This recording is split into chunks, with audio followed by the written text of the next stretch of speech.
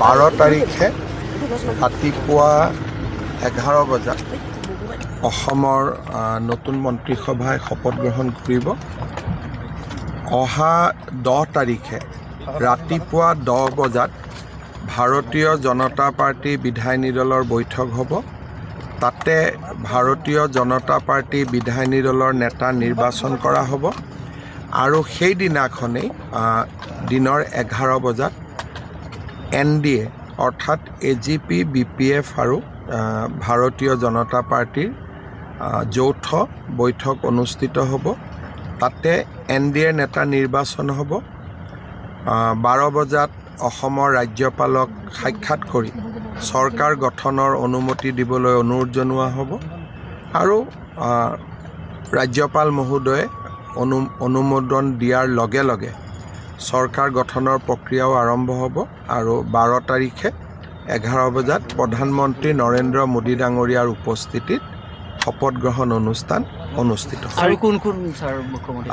ইয়াতে আমাৰ প্ৰায় 20খন ৰাজ্যৰ মুখ্যমন্ত্ৰী উপমুখ্যমন্ত্ৰীসকল অহাৰ সম্ভাৱনা আছে। দেশৰ কেইবাজনো উদ্যোগপতি অহাৰ সম্ভাৱনা আছে।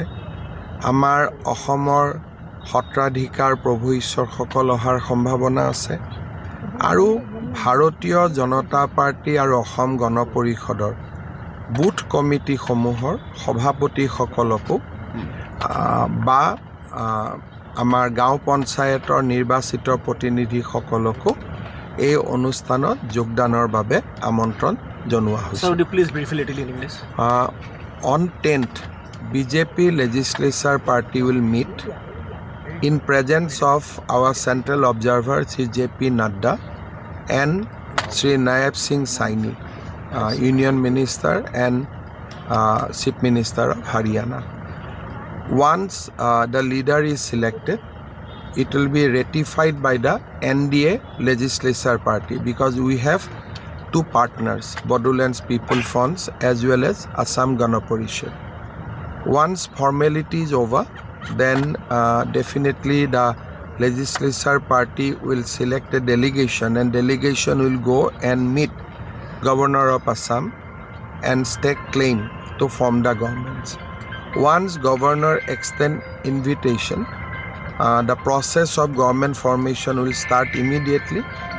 On 12th of May at 11 AM, in presence of Honorable Prime Minister Sri Narendra Modi and other guests, the new government will take oath. So you are going to Bengal today?